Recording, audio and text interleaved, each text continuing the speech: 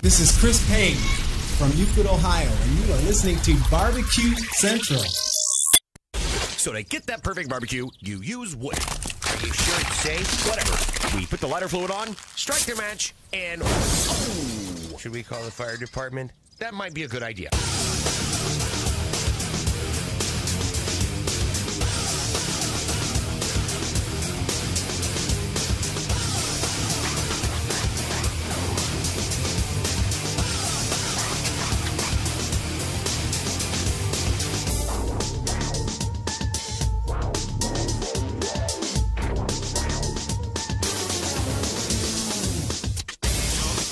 All right, good evening and welcome to the Really Big Barbecue Central Show. Oh, yeah, sir.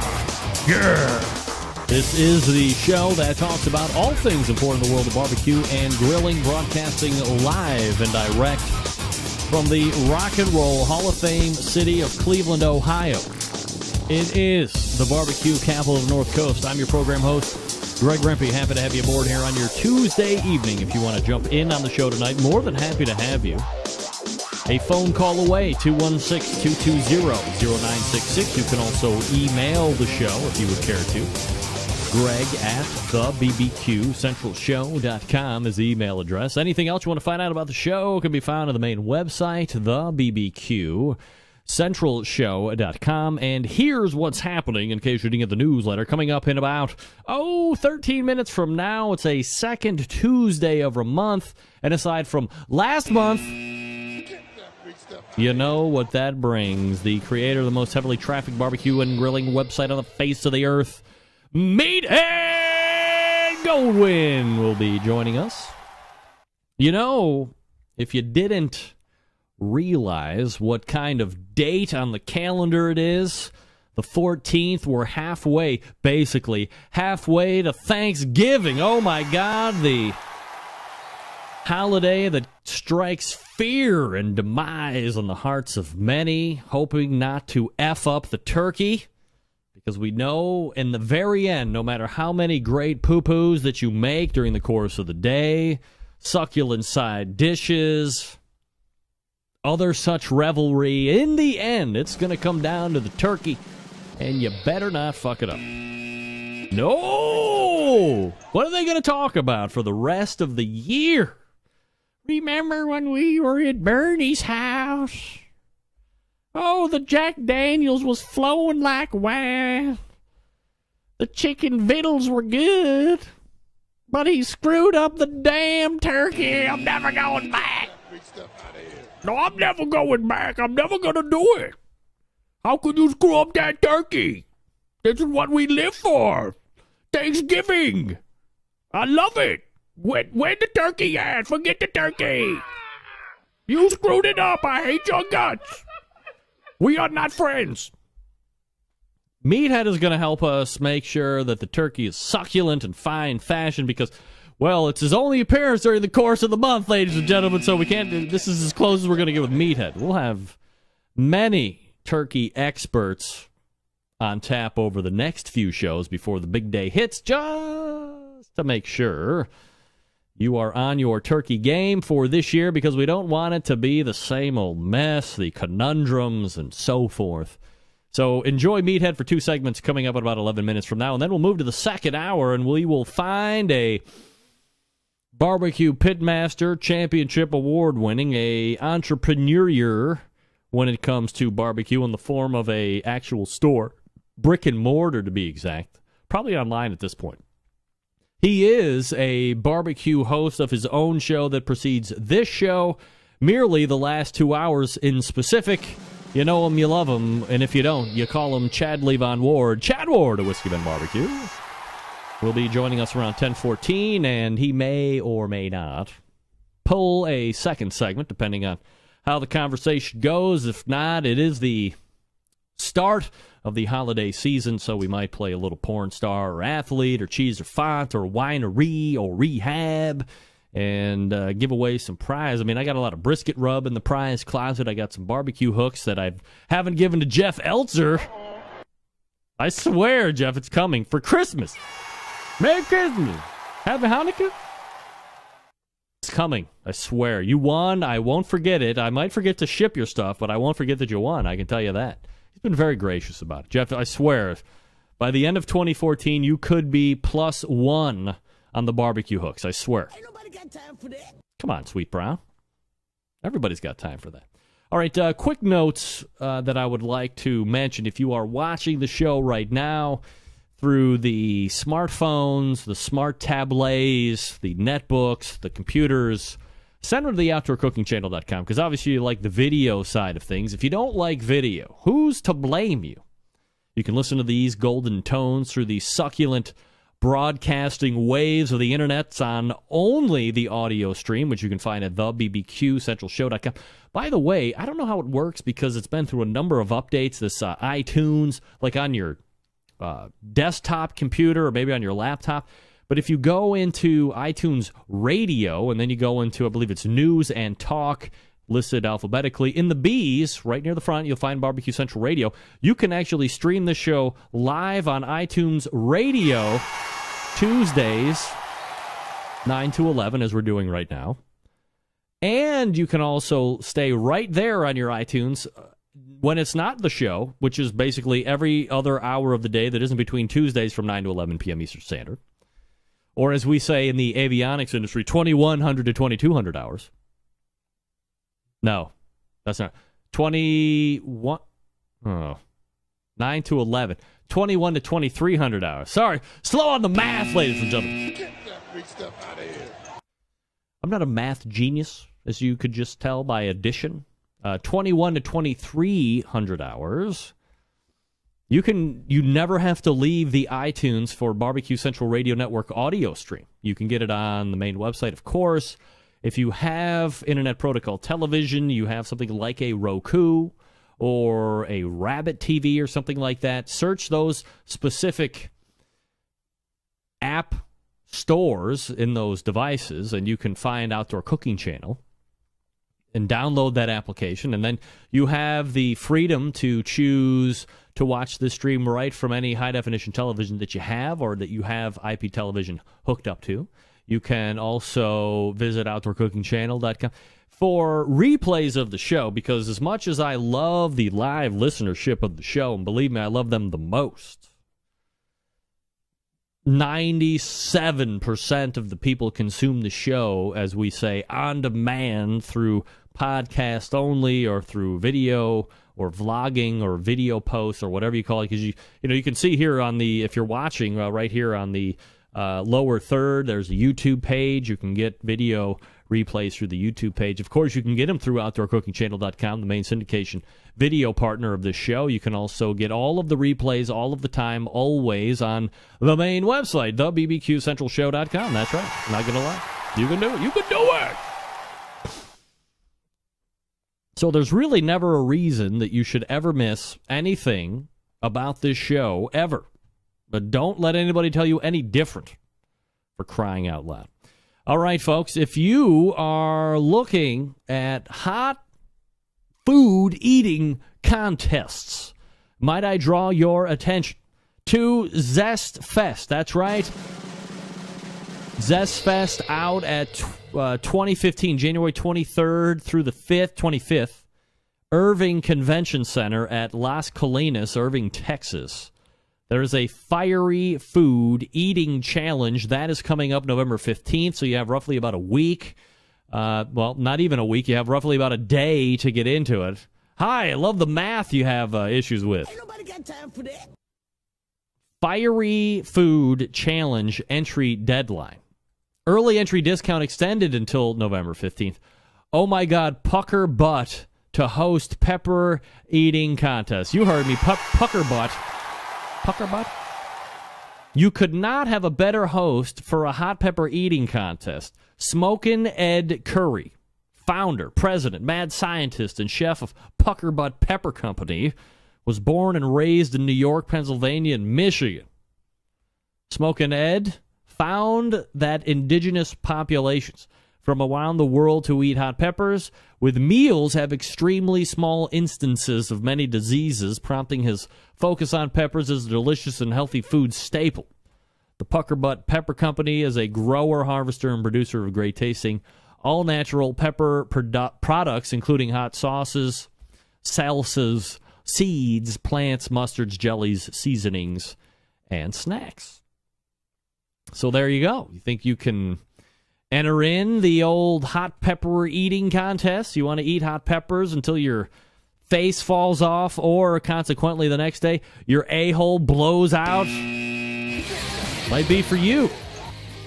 Zest Fest is the place to go if you want to get in on that. I'm going to pass myself.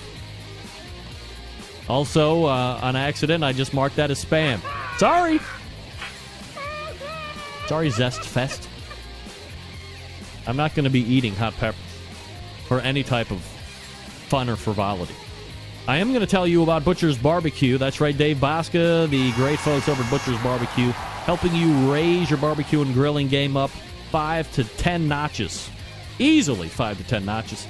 They're doing that by offering you products that you really can't get anywhere else. How about injections to serve any and all? That's right, any and all levels of pitmasterdom, people that you find in the backyard, all that stuff. Don't worry about it. You can find it at butcherbbq.com.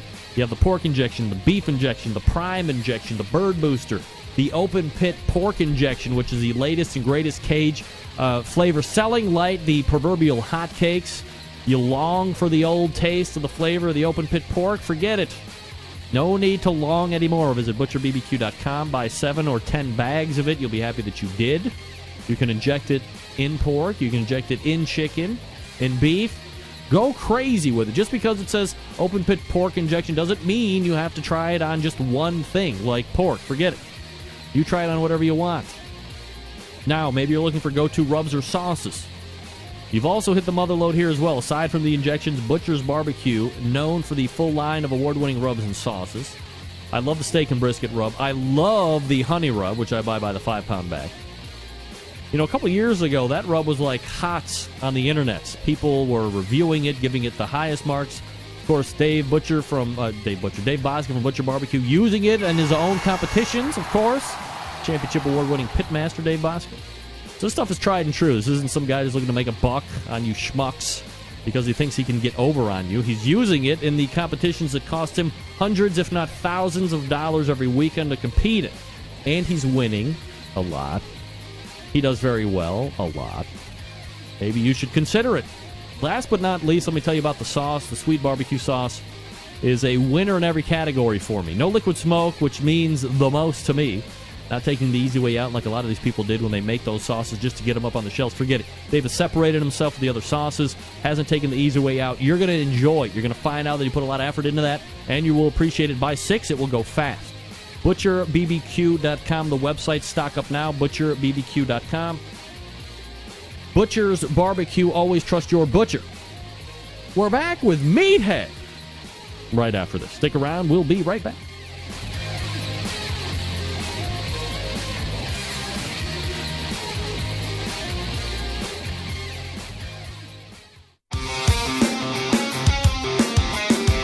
Broadcasting live from the Barbecue Central Radio Network studios in Cleveland, Ohio. You're listening to the Barbecue Central Radio Show. Once again, here's your host, Greg Rempe. All right, welcome back to 16220-0966. Greg at the BBQ Central Show.com is the email address, should you see fit. You want to jump in on the show tonight, I'm more than happy to take your questions, calls, emails, so on and so forth. My next guest, you may have heard of him before, once or twice, only creating the most popular, heavily trafficked, award-garnering website on the face of the earth. We head over to the second Tuesday of every month. Guest Meathead Goldwyn joining us here on the show. Meathead! What's up, buddy? Hey, Greg, how's the Cleveland Cavalier of barbecue doing? Well, as you may or may not know, while we trounced... Oh, wait. No, we didn't. Well, we're getting used to ourselves here on the Barbecue Central Show. That's what I can tell you. Rome wasn't built in a day, Meathead, and neither was the Barbecue Central show. Yeah. Well, watch out. You are still my cavalier. All right. Well, thank you very much, Meathead. Meathead Goldwyn, of course, from AmazingRibs.com. You can find out a plethora of information there, pretty much on every barbecue and grilling topic that you would care to know on. Meathead, just for the people that don't know, or maybe just kind of joining the show for the first time and aren't familiar with AmazingRibs.com, what kind of traffic are you seeing? You know, I introduce you as heavily trafficked and most popular, but put some quantification to that indoctrination. It's, you know, I'm the internet dream. I'm a barbecue, a food and drink guy who started a little teeny website. Why did you start it? Like, why would you start that website? You know, it's a good story. My neighbor was bragging on how good his ribs were one day. And, of course, I had to brag on how good mine were. And so it turned into a throwdown. Now, we're going back to 2005. And it turned into a throwdown. And we're just going to have our wives judge. And, you know, I had an old Brinkman smoker, you know, one of the bullet smokers. Yeah. And, I decided, well, I'm not just going to rest on my laurels. I'm going to research how to make great ribs and make sure I whoop his butt. And I couldn't find anything useful on the internet. I searched Amazon and the libraries. Can you believe only 10 years ago, there were almost no good books on barbecue. There are one or two little things floating around out there. Yeah. Sublime Smoke was Smoke one. and Steve Spice. Raiklen had one, but there was almost nothing. I mean, I'm looking at a bookshelf now that must have 150 books on it, Wow. all related to barbecue. Oh, it's dominated anymore. Unbelievable what's happened. And I thought, well, gee, you know, this is an open space. Why not start a little hobby site? And it was ribs only at first, and then it grew to all forms of barbecue and then grilling. And today, Ryan, I have a chef that works with me now 5 days a week. Ryan, Cordon Bleu trained chef. Ryan and I were out back. It was a lovely day with our cast iron Dutch oven, cooking pork shoulder in green chili sauce. Yesterday, we did classic chili with a cornbread topping in this. On charcoal outdoors in the dirt, you know, like you would do cowboy cooking or campfire cooking. Yep. And we're going to add campfire cooking. In fact, you want to know something? Greg, do you like fried chicken? There's a bear shit in the woods? Oh, God. Do you make fried chicken? No. Why not? I just don't. Yeah. Well, it's too hard. It's messy. I don't want to do it. You've dragged it out of me. God damn it. It's a big mess, and it fills the kitchen with smoke. Yes. And it spatters all over the place. Well, golly, guess what? I had this epiphany about a month ago. I got this cast iron Dutch oven, took it out to my gas grill, turned one side on high and the other side off, put the cast iron pot on high, put about a half-inch oil in there, took it up to 350 degrees, took a piece of chicken, ran it through some flour and threw it in there, and I saw God. And I didn't care if it spattered. I didn't care if it smoked. I was outside on my grill, and I tested the meat, and if it wasn't quite done with my thermometer, I took it out of the oil, put it on the indirect side of the grill, closed the lid. Whoa! Watch out!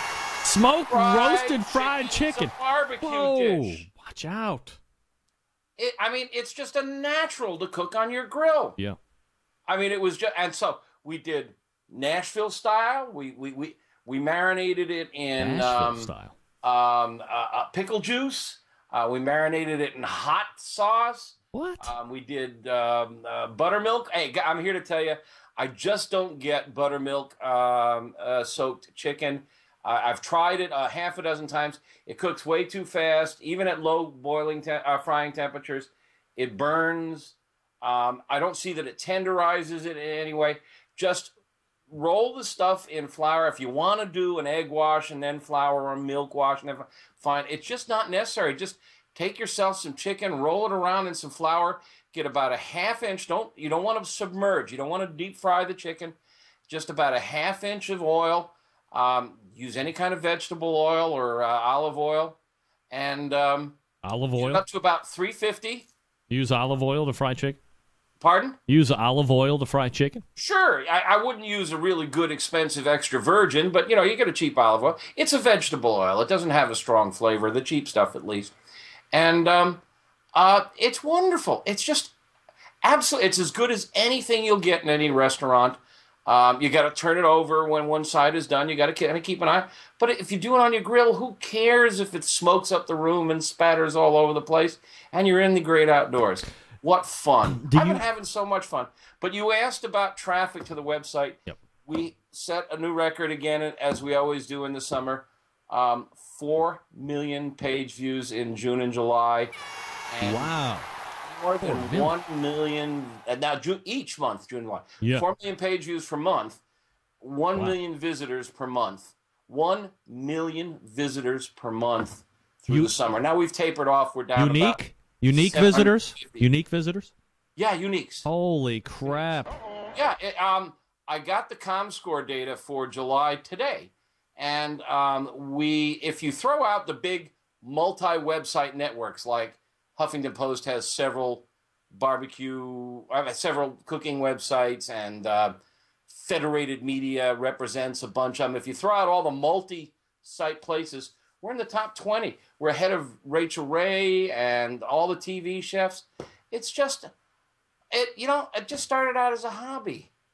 It's just so much fun. It can be done. It's a dream come true. Not everybody can pull this off because we were very lucky. Yep. We picked a topic that was popular. I mean, barbecue's really hot now, and it shows no sign of abating. I wish I could screen share my chart of page views. Is really impressive, but it's just golly, what fun! I come downstairs and I'm wearing sweatpants right now. That's what I would come to work in, sweatpants and raggedy old shirts. And there it Ryan comes in and we sit around and brainstorm and come up with new recipes. Just the funnest thing on earth. Meathead Goldwyn, AmazingRibs.com, the website. Check it out if you've never seen it, and you're probably one of the 5 or 6 people that have never seen it. All right, Meathead. So tonight's topic is, let's say, turkey-related. It's the second Tuesday of every month, of course. So we're going to find you, but that means we're not going to find you closer to Thanksgiving. This is the month where people immediately start to bite fingernails, get nervous, start kvetching, because here's, all of a sudden, it's like, okay, this is going to sound weird, but I remember in February, Deputy Corey was guest hosting with me. And I said something about 2014 rapidly coming to a close. In February, guess what? 2014 rapidly coming to a close. I hate to say it. I mean, we are in the last week of the first week of November. We're going to be out of 2014 before you know it. So this is the holiday unlike any other. Yeah, well, before truly we get American. into cooking, I wanna rhapsodize philosophic, and I touched on this very briefly last year, but I just cannot help but getting on my my soapbox just a little bit here. Thanksgiving is, I think, the best of all the holidays because we all share it. We're a deeply divided nation. We have multiple religions. We follow different faiths. Politically, we are divided almost down the middle. And the political divide is bitter and strong. Yes. But one day a year, we all sit down. The statistics tell us more than 80% of us eat turkey on Thanksgiving. 80 is divided with multiple languages, nationalities, origins, religions, politics. Sexual preferences. Sexual preferences. What?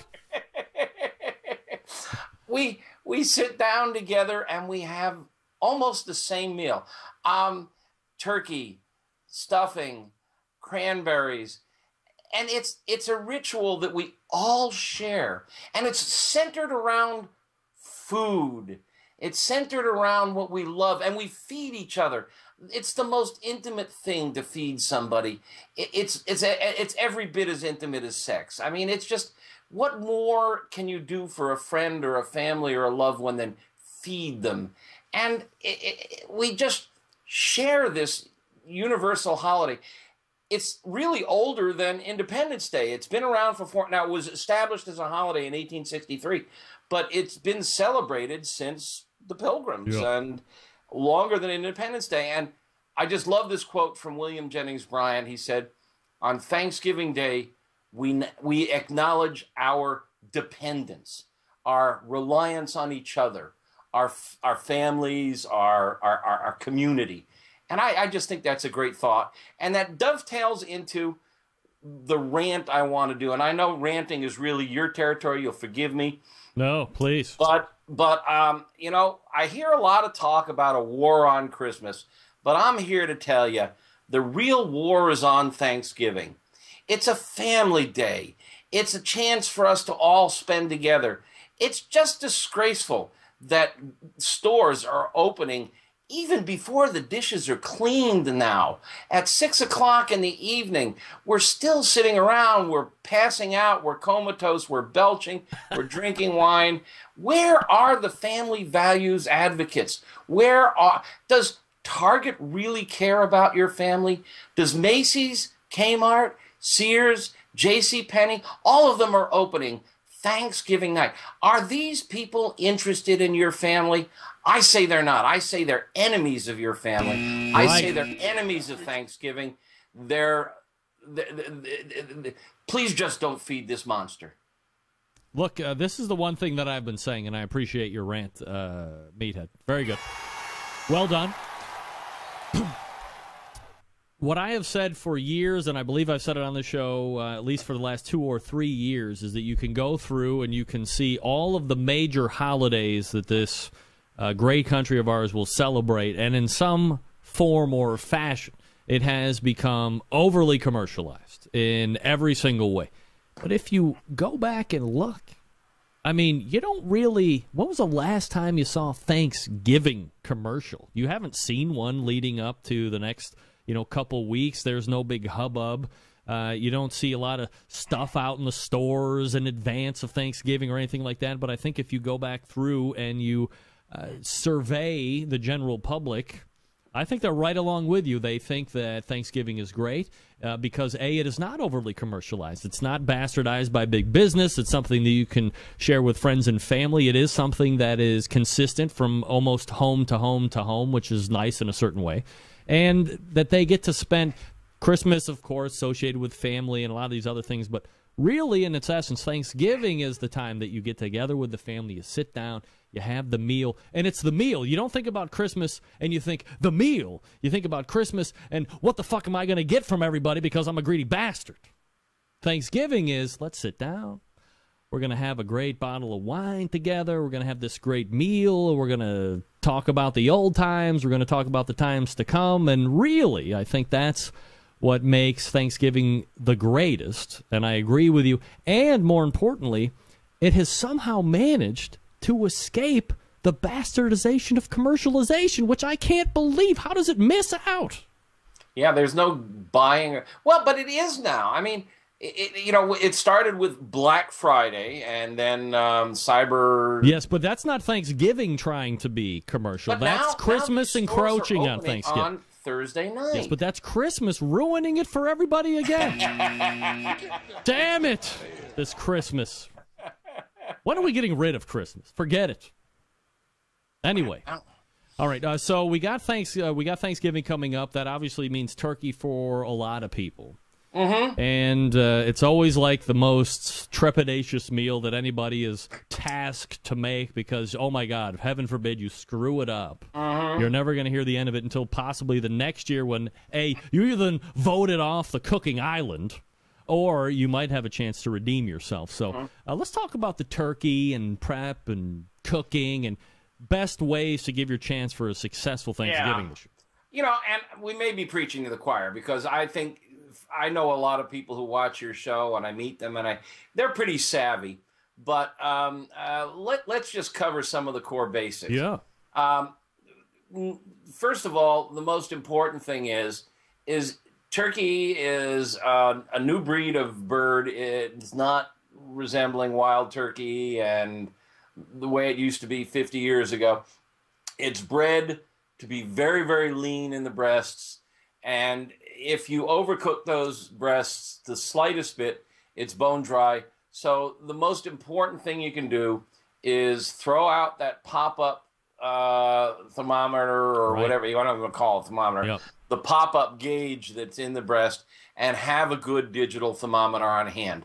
I know you and I are both fans of the Thermapen. Yep. It's brilliant. It reads accurately, precision within 2 seconds, and it's about $100. And that's a lot of money for a lot of people. They've got a new model out called the Thermopop that is only $25, and it takes 5 seconds to read. If you want a thermometer that you can actually stick in there and leave in there, Maverick makes some good ones. There's some others.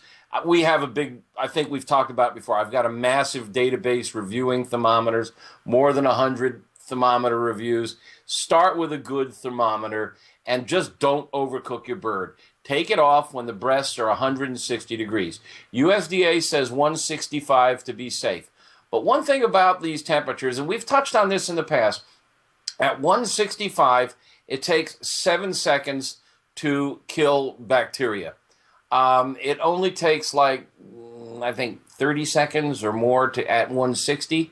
So, I mean, you can pull it off at around 160, maybe even a little bit lower. And because it's a large thermal mass, it holds heat and it continues to press heat down in even if you take it off. So it will rise in temperature, a phenomenon called carryover cooking, and it'll be safe if you take it off at around 160.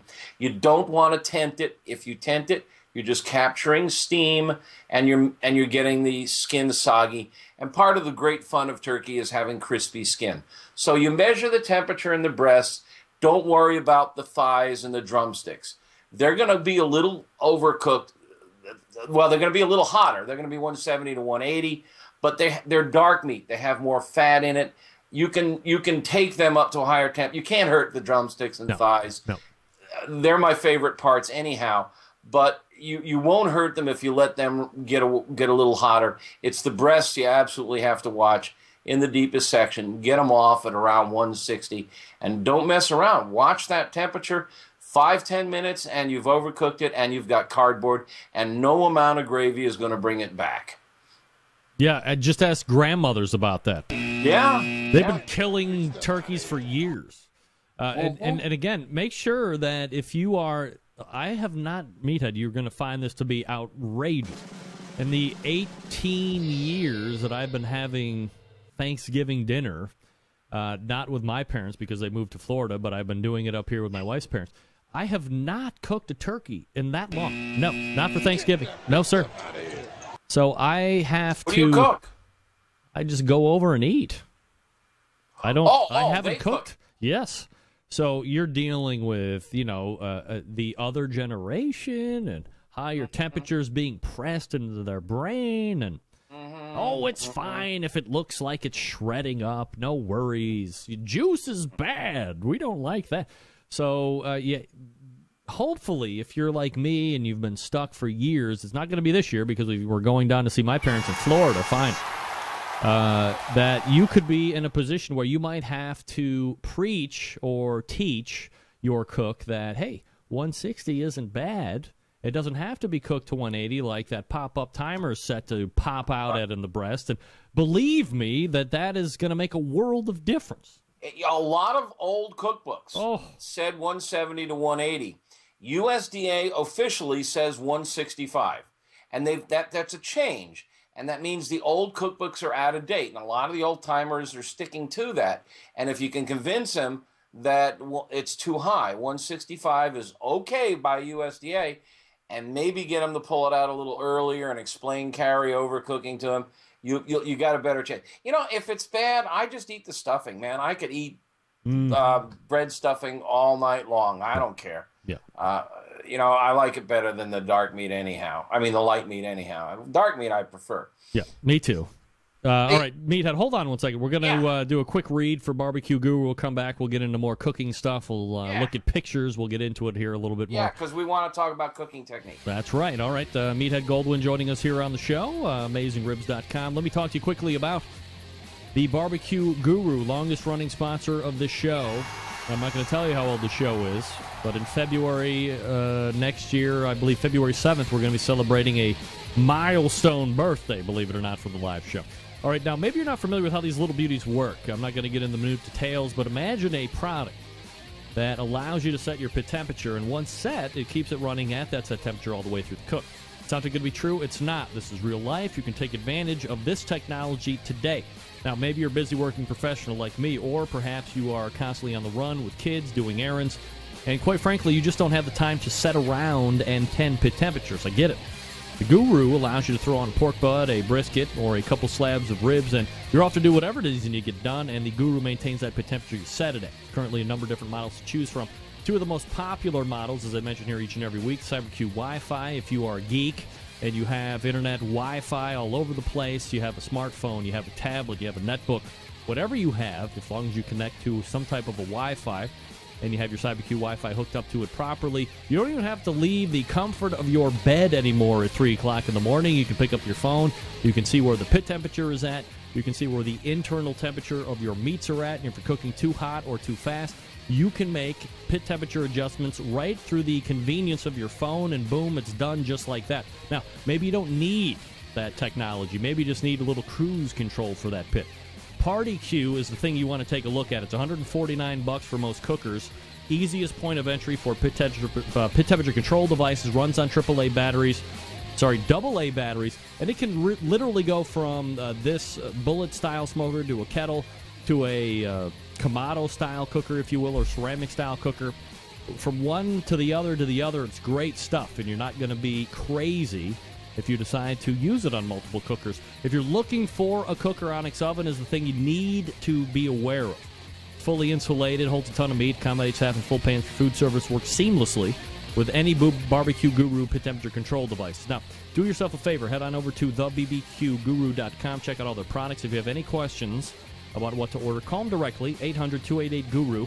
That's 800-288-GURU. And they will make sure you're outfitted with exactly what you need to get you up and running right out of the box. Barbecue Guru is a breakthrough in barbecue technology. We are back with cooking techniques.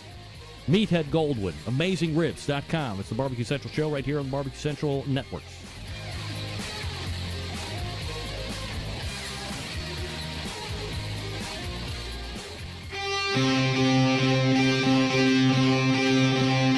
Get in the smoke. Call 877-448-0433 to get on the air. Now, here's your host, Greg Rempe. All right, welcome back. 216-220-0966. Greg at thebbqcentralshow.com. Meathead Goldwyn joining us here as he does each and every second Tuesday of the month. All right, Meathead. Let's talk about turkey cooking techniques and things that you think really play a benefit for folks that are looking to win this turkey season. Well, this year and last year, I have finally broken out of the mold. We have Thanksgiving dinner at my brother-in-law's house, and he does a turkey in the oven, and I do one on the grill or the smoker, one or the other. And the last couple of years, I've finally decided that I'm going to break with tradition, and I'm spatchcocking my turkeys. Spatchcocking is fancy language for butterflying. What you do is you cut the spine out and flatten it out. And Greg, I sent you a picture. The first one I sent you, it's 010. Here's the one I thought you were talking about, but never mind. You know, I'm not seeing the video feed live. You're kind of frozen. I'm just going to assume you've got it up. All right, hold on one second. Yeah, I mean, you've been frozen since like the first minute of the conversation. Since we started? You're kidding. No, I'm not worried about it. Hold on. We'll start again. Now I'm looking at your picture, your logo. Right. Here we go. There you go. I see my bird. There you go. Look at this. Yeah. It's American as apple pie. Love it. Now, My favorite. It's close enough to a whole turkey that people are not freaked out. I mean, now let's just talk about smart cooking. When there's such a variety of mussels, and we can also apply this to brisket. It's hard to get them all cooked to the right temperature. That breast meat is really thick, low fat. The thighs are thinner. There's a bone running through the center. The drumsticks are not too thick. Bone running through the center. They're dark meat. They're a little juicier. And then the wings, which are very thin, they all cook at a different rate. Yep. Ideally, the best method would be to break the bird down into 2 breasts, 2 thighs, 2 drumsticks, and 2 wings. Split them up, season them up, grill them up or smoke them up, gauge the temperature on each of them, remove them at optimum temperature, and serve them at optimum temperature. But there's a huge faction in most of our lives that wants to see that big presentation bird on the table. And if you serve a whole bird the regular way, you face a couple of issues. The heat attacks it from the outside. Now, if you stuff it, you've now made it into like this giant bowling ball. Yeah. And the heat takes a long time to get through the meat and then through the stuffing down to the center to where it's a safe temperature. And by the time the center is at safe temperature, 160 to 165, the meat, which is wrapped around it and is far away from the center, is 180, 185, and it's way overcooked. So the first thing you want to do is don't stuff the bird. I know there's a large contingent among parents and grandparents who want to see that stuffing, but cook the stuffing on the side. This person still stuffs the chicken meat. This person does. My mommy. Yeah. Yep. My mommy still stuffs it. See her? You see, she still stuffs the chicken. Yeah. Go ahead. And it's just a recipe for overcooking the meat. Now, a way I've learned to get around it is to turn the stuffing into something fun. Yep. I make what I call muffins. And I take the stuffing and make my normal stuffing recipe, but I add a little egg to help it bind a little better. And I get muffin tins, and you grease them up with butter, and you put the stuffing in the muffin tins. Well, what happens then is, and I think, I'm out of sequence here, but I think it's, it's the very last picture. No, it's number, it's just labeled muffin. Yep. You got it? Oh, hold on. I think you're in the way. There's a way to do screen sharing with this I got it. Skype. And I ought to figure out how to do it to save you the trouble. I got it. I know, but you got so many things to juggle Oh, down. come on. I'm a professional. Get that big stuff out of here. All right, you got the muffin up? Because I'm not seeing it, but that's okay. What do you mean? Don't worry about me. It's cool. The muffin is crispy on all sides. Everybody gets their own little serving of it. And it's really kind of cool looking. So maybe this will overcome the I've got to have the stuffing in the bird syndrome. But if you can get the stuffing out of the bird, you'll get a more tender, more juicy bird. Meathead, I don't want to call you out, but I'm looking at this muffin. Yes. Are there raisins in that stuffing? Cranberries, dried cranberries. All right, I'll let that pass. No, that's Thanksgiving, man. Watch out. That's I thought it was. Thanksgiving. They're dried cranberries, craisins. Yeah. Love craisins. But raisins would be good, you No. know. But the other thing is spatchcocking is really a good technique, and I think let's see if we can go show the second picture. Yep. No. Third picture, 025. 025. All right, got it. There it is. That's the bird spatchcocked Oh my! on a Weber kettle. Looks good. On a Weber kettle, and the beauty here is you brown both sides. When you have the bird all That's balled up in its normal fashion, the inside is pale and undercooked, and it's really hard to get flavor in there. And you can put onions and citrus in there, but it really doesn't penetrate, not like a good spice rub. I like herbs. So you can now put a good spice rub on all sides and brown all sides. And we know brown is the Maillard reaction. Brown is flavor. And when you spatchcock now, you cook much faster. And so it doesn't dry out as much. The longer food is under heat, the more moisture evaporates, the drier it gets. So I like to cook at 325. That's a good temperature for rendering a little of the fat and crisping the skin. It's a little warmer than I normally smoke things. With turkey, I go very, very easy on the smoke. You can over smoke it easily. Yeah. I love spatchcocking. This year, I'm going to try to do it boneless. I'm going to spatchcock it and try to get all the bones out. I'll let you know how that turns out. But that should make carving a lot easier. But spatchcocking gets it on all sides. And if you can tell in that picture, underneath the bird is a pan. Yeah, I see it. It's got all the heat on one side. And that pan, it's 030, Greg, 030. All right. I'll get there. Give me 1 second. That's right. That pan contains the fixings wow, look at that. Of turkey stock. Looks great. That's a bottle of white wine, a little chicken stock. It's celery and carrots and the leaves off the celery stalk, some herbs. It's the neck of the bird. It's trimming of the fat. It's, the tail. It's everything except the liver. Oh. Liver will give it a funny flavor. Everything goes in there.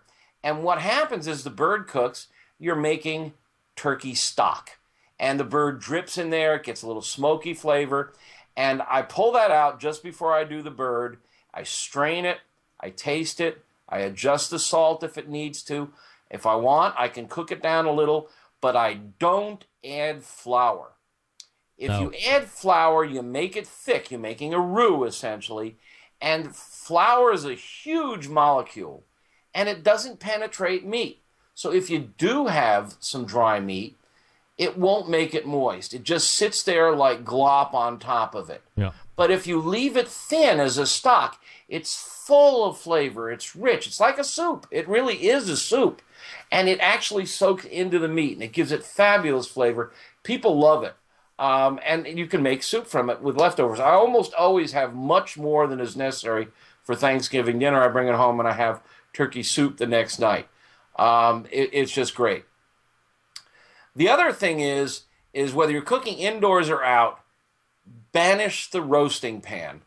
The roasting pan, I don't know who came up with this idea, but if you can show picture 060. All right, there it is. It shows what happens. On the left, you see the bird sitting in the roasting pan, and the red arrows are heat trying to get to the bird. Yep. And it can't hit the bottom. The bird is sitting above water. The water is cool. The water is evaporating. It's cooling the bottom of the bird. And this way, you always have kind of pale, flabby undersides of the bird. Who's putting water in the roasting pan?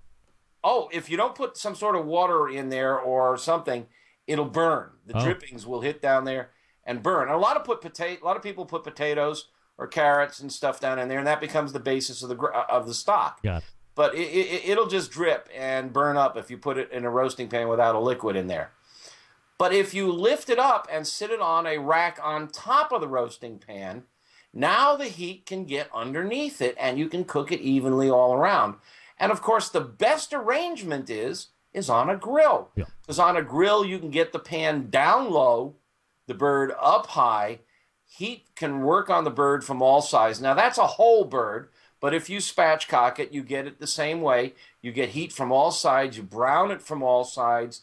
You get maximum flavor, and it cooks evenly and is the most juicy. So wherever you're cooking, get rid of that roasting pan.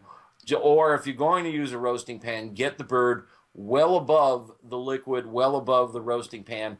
Don't stick it down in the pan. I would like to say that as far as spatchcocking, there's no bigger proponent of spatchcocking, whether it's chicken, poultry in general. If you think that the whole bird is a good presentation, Yes. Spatchcock it once, take that backbone out, cook it, and then serve a whole spatchcock chicken in front of everybody. Mm-hmm. And that's going to bring the house down.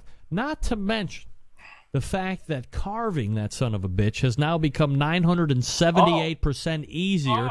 You can split it in half. You can quarter it. You can easily take the breasts and all the other stuff off. It's the only way to go, in my estimation. Amen from me, pal. Yeah. And I think the presentation's gorgeous, and it does come close to the impact of the whole bird. And you're absolutely right. Breaking it down and carving it is so much easier.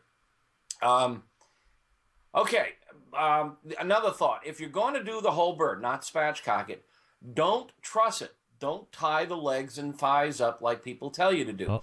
That's just pulling it in tighter, and it makes it harder for the heat to circulate around the thighs and legs. They need a little extra time to cook. Let them flop around. You want to put foil over the wings. And by the way, I cut the tips off the wings, and I cut the backbone out when I spatchcock, and they all go in that gravy pan. But you do want to protect the wings. A little aluminum foil when you start for about half the cook.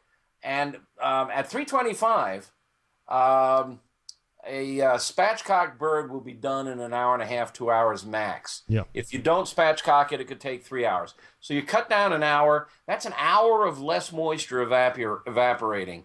That's a more tender bird, more juicy bird. The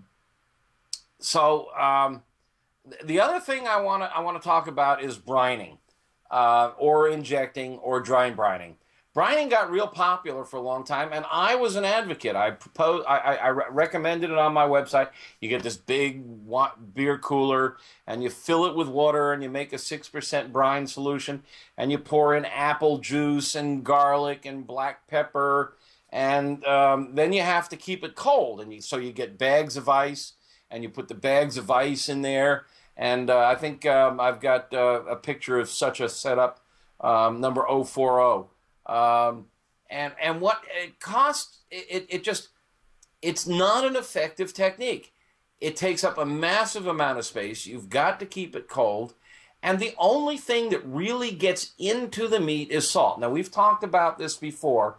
Salt will penetrate meat, and it'll penetrate meat fairly quickly, and it penetrates even more while the food is cooking. Yep. But garlic, sugar, apple juice, all those things, the molecules are way too big. They won't get into the meat. They'll get to the surface, and so it's a surface treatment. But if you really want to treat the surface, sprinkle the garlic and pepper on the surface, and now you've got it. I've become a real advocate of what I call dry brining, and dry brining is simply the night before, sprinkle the salt on the bird. And a rough guide is about a half a teaspoon per pound. Just use your eye, no more than you would if you were sitting at the table, maybe a little more because it's thick. Put it on a little thicker in the thick spots. And what happens is the moisture from the bird melts the salt, and then the sodium and chloride ions, they get electrically charged. They get going down into the meat, and you'll get that salt down into the meat. You're not over-salting it. You're not making it too salty. Salt is an amplifier. It's an enhancer of flavor.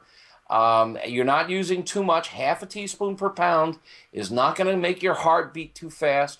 Well, you know, a lot of people who are on low salt or have issues with blood pressure are really worried about salt. Yeah. And with good reason. What you want to do is you want to beware of fast food and other things that have much higher concentrations of salt. You can use salt in your cooking, just go easy. And this is not a lot of salt. And what it does is it really turns up the amplifier on the flavor. And it's a great technique for making flavor. And you just do it the night before. And that's it. You don't have to worry about the big buckets of, and you're not wasting apple cider and garlic and pepper. And if you want to put those on, I like to use an herbal rub. I call it my Simon and Garfunkel rub. It's parsley, sage, rosemary, thyme, a little garlic, a little ground black pepper. I've got the recipe on the website, and I like to get it under the skin. And if you're spatchcocking, it's really easy to work your hand under the skin. Yep. I mix it with a little olive oil or something, get it up under the skin. You mix it with butter if you want, get it up under the skin. No problemo. Couple of other quick things I wanted to touch on before we run out of time. Yep. You can inject. Now, you want to watch and make sure that you don't have a turkey that is labeled enhanced, Right. which is trade talk for it's already been injected with salt. Kosher turkeys have been treated with salt. I list all the verbiage on my turkey recipe page that you might find. But if you have an unenhanced, unadulterated turkey, you want to get some salt onto and in it. And what you can do, and this is fun, is you can butterball it. The original butterball was shot up with butter. You melt a little butter. You get a hypodermic, slide number 050, Greg. Yeah, already on it. There are a variety of them. You can get a really fancy stainless steel one or little plastic ones. And now all of a sudden I'm seeing the pictures. God, it'd be great when the internet really works. And you can shoot them up with butter. Do this, if you can, the night before when you salt it so that the butter has a chance to work its way around a little bit. And that's a nice technique. Or you can shoot it up with a little salt water solution, 6% brine. I have the recipe on my website, and it's pretty easy to do. One other thing that's really important to bring up, the food safety experts want us to not wash turkey and poultry. Right. And I have a rough time with this. It's just an old habit that I can't break. I feel like it's covered with bacteria and it's slimy and I got to wash it off. But they have demonstrated, people at Drexel University in Philadelphia in particular, there's a scientist there, Jennifer Quinlan. She's got a cool video that we've run on our website. What she's telling you is you have to assume that modern poultry has salmonella and campylobacteria on it. It's just a fact of life. I'm sorry. It all dies when you cook. It dies. It's not going to affect flavor. But the way they grow the birds and the way they process them now, you just have to assume it's contaminated. And if you're washing it, you're not seeing it, but you're aerosolizing the bad guys that are on the surface. It spatters, it gets on the sink, it gets on the dish train, it gets on your arms, it gets on your clothes, on your apron. You don't see it, and what you're actually doing is more harm than good. So the scientists want us to know, don't wash your poultry. It's a rough one for me, but I've finally broke myself of the habit. Well, that's most important. I mean, break the habit. Start this year, break the habit. Don't put water on your turkey. Just get some paper towel and damp it off, and then you're done. Yeah, if you want to do that's okay. Right, if that makes you feel better. Yeah. Another tip, slide 070, Greg. All right. I'm getting there. Yeah. 5, 7, here we go. This is the back of a turkey. You got the wings and the legs there. Where the backbone is, there are two little pectoral muscles that they call the turkey oysters. When you're carving the bird, make sure nobody sees you. You eat those. Really? Do not serve them to the company. They're too good to share with the people. Beat it, company. Wow. These are they call them the oyster because they're really tender and juicy, and they're nestled in there. They're little pectoral muscles, I think, is what. And they're not pectorals. They're trapezius. They're off the back, right next to the spine. Somebody who's a bodybuilder out there will know what muscle those are, but they are really good. Yeah. And they're really tender and juicy, and you want to get those out and save them for yourself. And then finally, on serving the bird, on cutting the bird, slide 080, you want to not slice the meat off the breast while it's still on the carcass. That slices the meat with the grain, and that makes it a little chewier. You want to remove the whole breasts. Now, technically, it's one breast on a bird, but because you've got that right. keel bone down the middle, it comes off as two lobes. They look like they're called lobes. They look like livers. Two big lobes. Remove those. They're right on top of the rib cage. You just run the knife down along that keel bone on either side. Gently work. And I use a fishing fillet knife because it's got a flexible blade. Yeah. Instead of a big carving knife, I use a $19 Rapala 50 filleting knife, and I work it right down there and just pull it off the bone, and you get this big lobe, and then you slice them across the grain, and you can get everybody a nice slice of skin, and then if you pour gravy over it, the grain is running. In this picture, it would be running left to right, right to left. The gravy will soak in, and you get really nice slices that way. I mean, that looks absolutely phenomenal. Yeah, it's a great picture. Meathead Goldwyn joining us here from AmazingRibs.com. If you have any other questions, concerns, comments about turkey, I mean, you're answering questions, right, Meathead? That's part of your deal. Yeah, and in fact, I stay by the computer till about 2 o'clock. I'm cooking most of the morning. At 2 o'clock, I take my whole bird, stick it in a beer cooler, wrap it first with some foil. I know that makes the skin a little soft, and I head across town to my brother-in-law. But I make a point of being the meatball hotline, meathead hotline, and I stick by the computer until about 2 o'clock, and I field questions. And we also have a pretty bird contest on the website. I haven't picked the prizes yet, but they're usually cool prizes like thermopens. So take pictures of your turkey, post the pictures to my website, and compete for some really nice prizes. And I want to show you slide 020, Greg. That's what my bird looks like when I put it on the table. Oh, look at this thing. Isn't that nice? Wow. Great picture. I leave the wings intact because there's always somebody who likes them. I leave the drumsticks intact. Sometimes you can actually carve it off the drumstick stick if you want, and the breast meat sliced up nice and neat. So it's sort of refabricated into a semi-bird-like form. Yeah. And I pour the gravy over the top of that, and it's a huge hit. And my brother-in-law Bill does it the old-fashioned way in the oven, and people love that.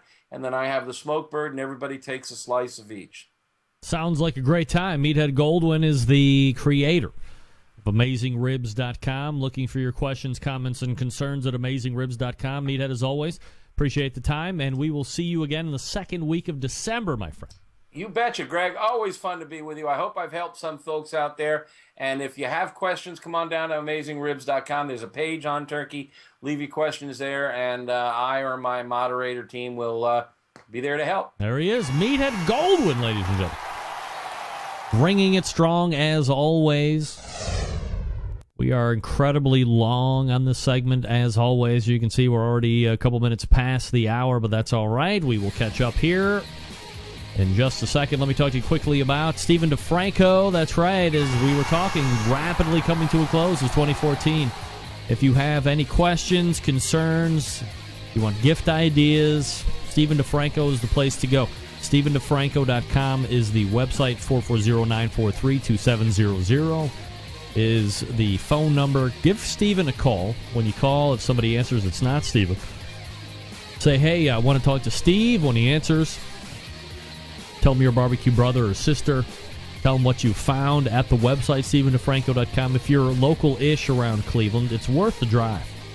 Right there on the corner of 91 and 84 in beautiful the business district of downtown Willoughby. Steve's there to help you. 440-943-2700. You know, get away from the Jareds and the Sterling Jewelers and the Rogers, the big box store pieces of crap that you see each and every time in the malls and all that stuff. You know, forget about that stuff. Deal with somebody who has your best interest at heart, isn't going to try and sell you this or sell you that or, you know, whatever the case may be. He's here to make sure that you're getting exactly what you need on budget. Not looking to put commissionable dollars in his pocket. Steve's going to ask you a bunch of questions, wants to make sure that he's fitting your expectation, making sure that you're conveying that emotion that you're hoping to with the loved one. but he's not going to be trying to talk you up and talk you out of stuff that you might have your eye on. So you go to the website, StephenDeFranco.com. You call him 440-943-2700. You tell him you're a friend of the show, and boom, it's off and running. Don't forget, everything pretty much ships for free. Lots of extra warranties and stuff that you wouldn't normally get with anybody else. That's why I deal with Stephen DeFranco all the time. Stephen DeFranco Jewelers, StephenDeFranco.com, 440-943-2700. We are back to wrap up the first hour and start the second hour quickly right after this.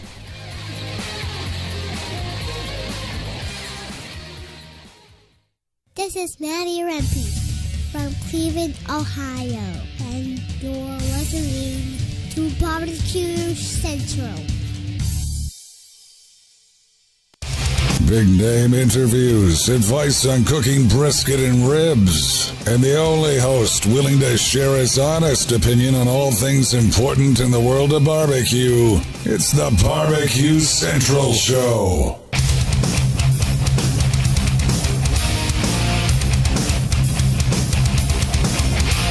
All right, we are back, and just like that, we will be rolling out for the first hour.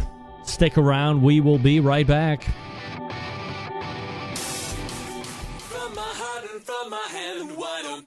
Understand my intention. Happy to have you aboard here for the really big barbecue show. We cook because we have to, and we grill because we want to. Fine, how's it going? You have a great show. I'm a big fan. So what seems to be the problem here? This man looks like he's dead, and he's in the crackle. Charbono! It's all about the Charbono, dude! Succulent fish, what? He ate 54 wieners. But listen, Lavernius, shake a face. I'm shaking like a dog shit peach seeds. We have top men working on it right now. Ooh, top men. All right, just like that, we are into the second hour. You found the Barbecue Central Show. This is the show that talks about all things important in the world of barbecue and grilling. We broadcast live and direct from the Rock and Roll Hall of Fame city of Cleveland, Ohio. It is the barbecue capital of the North Coast. I'm your program host, Greg Rempe. Happy to have you aboard here for the second hour. If you want to jump in on the show tonight at some point, 216-220-0966 is the touch tone. Greg. Sorry, I was about to give you my work email address. You don't want that, not unless you're looking to fly 50-passenger regional jets. You don't want that. Greg at thebbqcentralshow.com is the email address. You can find replays of the show on the main website, thebbqcentralshow.com, on the iTunes, Outdoor Cooking Channel, Roku, all that good stuff. Make a Facebook post right now, folks, if you're listening to the show. Let everybody know the show's on. There's 1 hour to go. Chad Ward still coming up on the show tonight. Don't forget, this portion of the show is brought to you by cookinpellets.com, your number one source for quality wood pellets for all of your pellet-driven cookers. Not going to void any warranty, so don't hem and haw and worry about all that other crap. I mean, forget about it. If you are dealing with a pellet-driven cooker right now that requires that you use only their wood pellets runaway, Get that big stuff out of here. if you are somehow under a mandate that your pellet-driven cooker has to use the only manufacturer's pellets that they provide, that is crazy town. Check the augers, question everything at hand. Do not buy it. Get that big stuff out of here. There's a lot of pellet manufacturers out there. None better, of course, than Chris Becker and the good folks over at cookinpellets.com. They're not going to void any warranties. I mean, come on, don't fall for it. Don't run amok. Or better yet, if you have a problem, if you buy somebody else's pellets and your cooker breaks because it has nothing to do with the pellets, just say, yeah, I was using your stuff. Yeah, what the F? What are you doing to my stuff? You know, I wish I had the time to talk about the item that I would like to talk about, except we ran incredibly long with Meathead Goldwyn from AmazingRibs.com, but well worth it. But my question to you, what is... Oh, what Back to safety. All right, sir. John Dawson sent me a bad article. I was getting fish. What is the McRib made of? New McDonald's video shows how they make the boneless preformed patty. Oh, no. Oh, no. Anything but that. Linked to packaged foam, gray IKEA furniture. The McDonald's McRib patty came under scrutiny last year after one of the photographed on the production line minus sauce and pickles. By the way, when was the last time you ever had ribs and pickles? Never. Get that big stuff out of here. But now the fast food giant is hoping to get lovin' its seasonal treat again by showing exactly how the boneless preformed morsel is made. A new behind-the-scenes video takes viewers inside the Lopez Foods production facility in Oklahoma City, where giant chunks of pork are ground down, no packaging foam in sight. 100% cut meat. The video is part of a focused marketing campaign that McDonald's recently launched in the U.S. to shed light on its own criticized food sourcing and product methods. Let me see if I can't get this up and running. Hold on. You know I'm going to find it for you. Please choose a sponsored video. Your content will begin shortly. God. Why do I have to choose a damn sponsored video? I don't want to see Russell Wilson. So ridiculous. Get that big stuff out of here. How much time left to it? 18 seconds. Oh, my God. I don't think Russell Wilson is worried about the bronze shaver. That's just me. Maybe I'm wrong. As soon as this is done, I'm sparing you the shaving video that I'm watching just right here. Wow. Give me a break. Ugh. Good, sweet Mike. All right, here we go.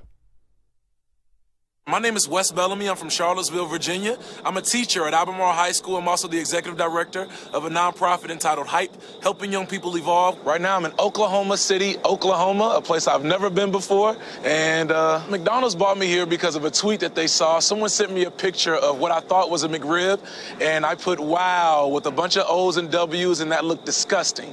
And I was encouraging everyone to never eat anything from McDonald's again. So I think me too. you all want to bring me here so that I can actually see how the McRib is made and see if my mind can be changed a little bit. I don't know, though. I'm a skeptic. Yeah, right. I'm Grant Imahara. McDonald's knows you have a lot of questions about their food, so they've asked me to help you find the answers. And who are you? Hey, are you Wes? I'm Wes. Are you Grant? I am Grant. Nice to meet you, man. Are you ready to get to the bottom of the McRib? Let's find out what's really in that stuff. All right. Grant. What's P.S. Grant has the best tie ever.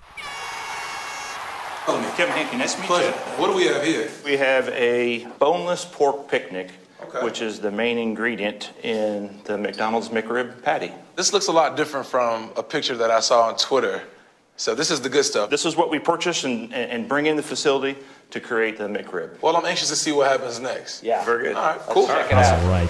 So where are we headed now? So we're going to head and watch the pork be introduced into the process. Come on up. All right. This is the same cut of meat that we saw up in the kitchen earlier. Have you ever seen this much meat before? Never. There's no bones, No bones no in it. gristle. It's all meat. Wait, I don't know. Let me feel one of the pieces in the back. You know, How would they you try to. What do you know? What do you know what you're feeling, Let me try Grant? to get one of these pieces. Don't Yeah. lie. Let me get at the bottom Lying. one of these pieces. There's nothing in it. Hey, this is good. So this will be lifted up and go up there to get grinded? Let's go take a look at that process. Pork and the Gaylord, ladies and gentlemen. Gaylord We're going to come pork. on this vantage point so we Used can to be a see the former entire baseball production player. floor. Okay. This is a great vantage point to survey your meat empire. Every piece of meat that we're grinding and put it in the McRib process is visually inspected by highly trained individuals. This seems pretty cool, I must admit. Highly This trained is not individual. like I thought it would be. So, Kevin, I see there's a lot of things being mixed in there. What exactly is in there? The Seasoning. only thing in a McRib patty is pork, water, salt, dextrose, which is a type of sugar, and preservatives, which are BHA, propylgalate, and citric acid. What are the preservatives for? The preservatives are used to lock in the flavor all the way into the restaurant. Oh, so that's how you taste it like my grandma's barbecue. We're following a recipe just like she does at home. It's just like my grandma's barbecue. Hey, guess what, Grant? Time to get a new grandma. Get that freak stuff out of here. No offense to your grandma. Oh, great. I just screw up the whole video? Come on! Come on. Oh, no. Come on. What did I do? Oh. Whatever, Grant. You're crazy.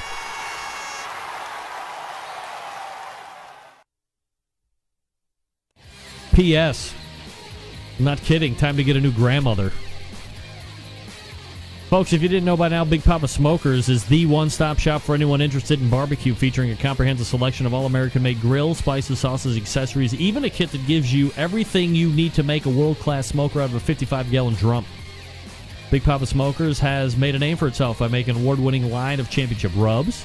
The rubs have won almost every major competition barbecue event, including the 2012 and 2013 World Series of Barbecue in Kansas City, the 2012 and 14 Jack Daniel's Invitational, the 2013 Kingsford Challenge, 2014 Houston Livestock and Rodeo, and many more to come. BPS also banded together with fellow California-based barbecue rub company Simply Marvelous Barbecue to form what has now become known as the West Coast Offense. Defying conventional wisdom, these two California-based rub makers have cornered the market on competitive barbecue and begun to redefine the flavor profile that competitive cooks from across the country have begun to aim for.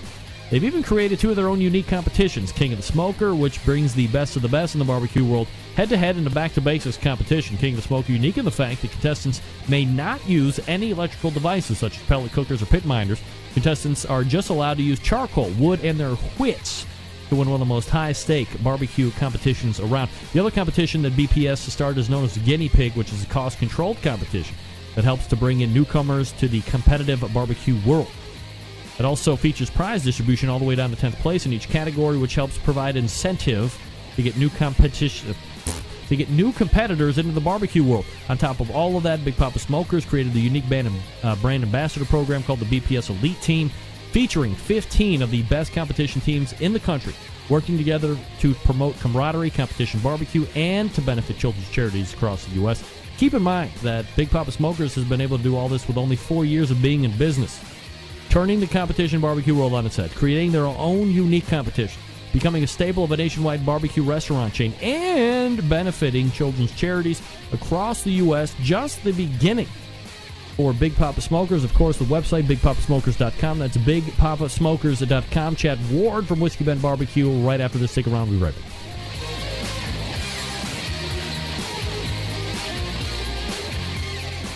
Broadcasting live from the Barbecue Central Radio Network studios in Cleveland, Ohio. You're listening to the Barbecue Central Radio Show. Once again, here's your host, Greg Rempe. All right, we are back. 216-220-0966. Greg at thebbqcentralshow.com. Those are your 2 bits of contact information if you want to find out anything else about the show, thebbqcentralshow.com. You can visit my next guest on site, online, in superstores across the TV globe. He's a championship award-winning pitmaster, barbecue entrepreneur. You name it, he's done it. Oh, he hosts his own barbecue show, by the way, 2 hours before this one. Let's go ahead and race over and welcome Chad Ward to the show from Whiskey Bent BBQ. Hey. Chadley, what's up, buddy? What's up, Greg? How's it going tonight? Man, Chad, it sounds like a freaking party and a half. What is happening over there? Dude, it's Tuesday night. I'm in Vegas getting ready for the World Food Championship, Tuesday, man. baby. Yeah, way to bring it, Chad. I see you working. All right, so, Chad, a lot of things that I want to get with you at tonight, a number of things. First and foremost, you've had some pretty good, I guess, competition weeks. You've had a grand championship here in the last couple weeks. You've won a category in the Laughlin, Nevada event, which took place, roughly a week or so ago, 2 weeks ago, I guess you could say. How are things on the competition side going for Whiskey Bent BBQ this year? Well, I'll tell you what, Greg. It's been good. We had a little bit of lull here the last couple of months. We finished strong kind of at the beginning of the summer. and we've done a ton of practicing cooking through the summer, which is something I really hadn't done a lot of in the past. Shame on me. And we came into, October and first contest out, we won a grand championship, the FPA in Mulberry. And then to go out to, a Ronnie Cates event where, all the players are going to play and to get a first place rib, we were elated, man. Chad, let me ask you something. You're talking about where all the players play. Certainly no bigger player at the moment, no hotter cook or team at the moment than Darren Worth of Iowa Smoky D's, who wins the Jack Daniels, turns around, then wins again. Laughlin has talked about a number of other things and having a great year again. He's been doing it 12, 13 years. Somebody who's in the competition world as you are, newish compared to Darren. How do you view what he's doing this year, especially here over the last 2-3 weeks? I think it's something epic. To me, I compare it almost to what Tucky did last year, with the Royal, and then turn around and winning the Jack. To look at what Darren does, they have the restaurants, but they're still out running a hell of a schedule. And to win the Jack and then, fly cross country, get to his house in Arizona by himself, didn't have Sherry with him, and pull down there and take, overall grand, it's amazing. The guy's a heck of a cook and an even better guy.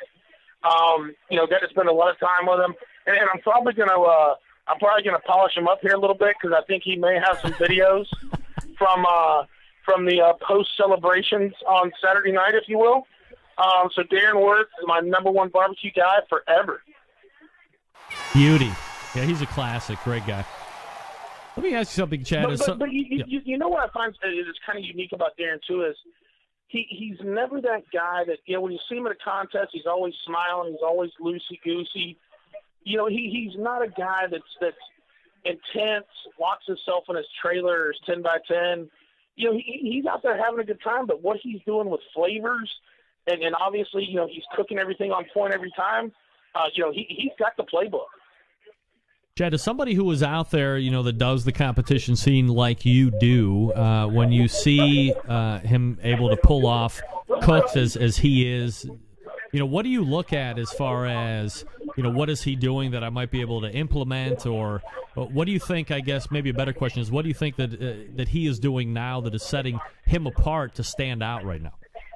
Well, Greg, if I knew what he was doing, yeah, I would share it on the show. Yeah, right, ladies. Because we're all about boning up the centralites with as much information as possible. I couldn't tell you what it is, but obviously it's something that's differentiating his food because not only does he go, Ronnie Cates flies in certified judges from all over the country. So to win that contest, it means you have a flavor profile that pleases all palates, right? Yep. And then at the Jack, you've got the certified judges, but you've also got that little bit of celebrity judge crapshoot. But they liked his flavor, they liked his tenderness. So obviously, whatever he's doing and the program they're running, he wants to write it down on a sheet of paper and drop it somewhere in my proximity. I'd love to have it. One of the things that I heard, because I did have Darren, I also had Mike Richter, who was grand champion, who had won Southern Ohio the week before as well, both cooking their asses off currently, having great years, is they both seem to notice a noticeable presence of cooks in the judges' tent, where perhaps in years past, especially, and obviously we're talking about the Jack here, but in years past you had seen bloggers and celebrities and cooks that you would see on television, normal people that you wouldn't see in the judges, or that you wouldn't see in a normal judges' tent weekend out. When you see, as a competitor like yourself, Chad, if you go into an event like a Jack and you see a lot of your own in the judges' tent, does that give you a little bit more confidence, do you think, when you're cooking, that you can stay and stick with your own flavor profiles that you would normally? I think so. I think it does, Greg, because, you sit there and hey, these guys have walked, a mile in my shoes. They understand, what it's about, what flavors we're all cooking towards, roundabout. Nobody's cooking exactly the same flavors, but people know what you're going for. So I think, when you see more cooks in the judges' tent, I think it's good, especially, and that's nothing against certified judges or anybody like that. But I kind of get excited when I see more cook teams in the judges' tent because, they know what it's like. I think that's the type of judge that's willing to start at a 9 in KCBS and work down, instead of some judges that have never picked up a spatula or a tong in their life or cooked a Wagyu brisket. That maybe they started at 7 and you got to earn it up. So no, I like the presence of more cook teams in the judges team. Chad Ward, Whiskey Bent BBQ, is my guest. Chad, let me ask you one more thing about Darren here, and then we'll move on to other things. As far as doing a jack with his normal partner, Sherry, his wife, and then, as you said, rock starring out to Arizona, doing the cook himself, as someone who is used to cooking with a team, as you are with Whiskey Bent BBQ, what kind of a dynamic is it, maybe you've experienced it yourself, where you have a team normally, and then on any given weekend you're off kind of on your own, and you're the guy. You got to do all the prep, you got to do all the cooking, you got to make sure all the flavor profiles are on point. Does it almost make you have to hone in more on what you're doing when you're by yourself than with a team? Yes. I mean, to me, I don't think I've ever cooked a contest by myself. Now, my normal team's usually 2 to 5 guys. Now, I've cooked a lot of 2-guy contests, whether it be me and Jared, me and Matt, me and Timmy. But, yes, when you don't, like we cook, I will definitely say we cook our best when the most Whiskey Bent bodies are there, because it's just another set or two of eyes that are looking at things. We can divvy up tasks better to where our focus is on certain things. So, yeah, for Darren and Sherry to cook together as long as they have, and obviously be in lockstep, for him to, not have her at, out there at Ronnie Cake's Law Firm event, the USA Barbecue Championships, and still be able to pull off a grand championship. There's a lot to be said about that, because, you do kind of fall into those habits when you have your team and your folks around you that, when they're not there, it's like, well, it's either going to happen. I'm either going to do it or it's not going to get done. Chad Ward, Whiskey Bent BBQ, my guest. Chad, let me ask you something. In regards to flavor profiles that you are seeing, you've competed out there in the Southeast. You've made your way across West this year. A lot of talk being bantered about with the Big Papa Smokers and the Steph Franklin Simply Marvelous barbecue rubs, better known as the West Coast offense. Is that something that you are seeing predominantly in a lot of teams anymore, or do you still see a lot of the same old guard with the smoking guns and the blues hog stuff? What are you seeing right now that's winning and people are using? Well, I will tell you, a couple things that we have done is, for probably the second time in our career, and I love Bill Arnold to death. I think Bill is one of the best ambassadors for barbecue ever. We're running a blues hog free sauce. It's really down the middle. It's something that we're making ourselves, which is kind of cool. I always kind of went from the school of, hey, there's guys out there making sauces that are putting a lot more time and money into this than I am. Let's find what we think works. Combine a couple things, add our own spin or two, and go with it. But we kind of got in the meat lab this summer and started doing our own sauce, from scratch. And it seems to be everything we want it to be. It's kind of right down the middle. And we did a lot of that on the rub side. So we are using some commercial things, but for the first time, I would say we're probably using more of our own recipes and formulas from scratch than we ever have. And I think what it's allowing us to do is to have a little bit of a flavor profile that, whether we go to the West Coast, whether we stay down in the Southeast, obviously next year I plan on cooking probably the heaviest schedule I've cooked, somewhere around 26 to 32 contests. And in preparing for that, I really wanted to have something that I think can score across the country, like all the great cooks do, like Tim Grant, like Darren, like Donnie Bray. Those guys jump state to state every week, and they're not changing their flavor profiles. They just have something that works across the country. Chad, when you talk about cooking a 26 or a 32 contest schedule in 2015, do you see a mix of Florida Barbecue Association, obviously born and bred there in the Imperial Polk County as far as barbecue is concerned, but do you see a good mix of the two sanctioning bodies, or do you see predominantly one or the other? First off, Greg, give yourself a timble or a woot or whatever you call that sound effect for mentioning the Imperial Polk County. Come on. Who am I? I appreciate that, baby. Come on. And I tell you, I think, let's say if we go 26 contests, my preference would be about, in looking at the schedule right now, 10 or 12 FBAs and the rest KCBS. Just because, one of the things for me with, I'm sure we'll talk about here in a bit, with the business, the smoker line, and some of those things, it's important for me to go out and see other folks in other parts of the country. And plus, personally, I just enjoy that. I really enjoy, I love my FBA brothers, and I'll always call myself an FBA cook. But I really enjoy getting out there, crossing new states off the list, meeting new people, and just kind of spreading the word. Chad, is there any goal or intuition going into, obviously we're looking ahead to next year here. Maybe we shouldn't do that at this point, but you have teams in the FBA, Jim Elser and Sweet Smoke Q. You got Matt Barber and Hot Wachulas, and you have, the list goes on, Dana Hillis, and you have, any number of, Rub Bagby, of course. So we'll get to him here in a second with the sauce. But you have, let's say 15 top FBA cooks that seem to be vying for a team of the year each and every year here over the last 5, 6, 7 years. Pretty much ever since Kevin Bevington decided to get out of FBA and let other people win. Holla, Kevin. Yeah. Exactly. But you have Rub and you have all these other teams that I mentioned. Would you like to see Whiskey Bent BBQ vying for an FBA team of the year on top of doing some of the other KCBS stuff as well? I have absolutely no desire in the current format to chase the FBA Team of the Year. Really? Whoa! Not at all. If the new board that's coming in next year, wants to look at something similar to the KCBS, where you take the top 10 contests, et cetera, that's something I would definitely entertain. But and that's to take nothing from Matt, Jim, Dana, Rub, any of those guys that have won Team of the Year since I've been around.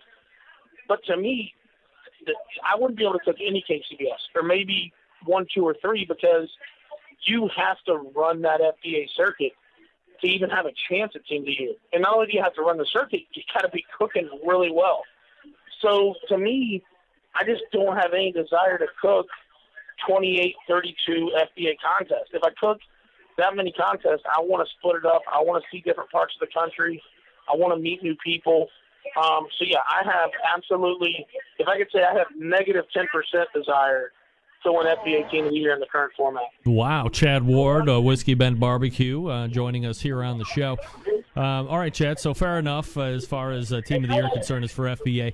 Now, let me talk to you quickly about Rub, and specifically his sauce, which, I can't remember a sauce, barbecue sauce, that has hit the market and that has not only gotten legs and started to walk at a mild rate, this shit has gotten down and done Carl Lewis-style sprinting across competition circuits.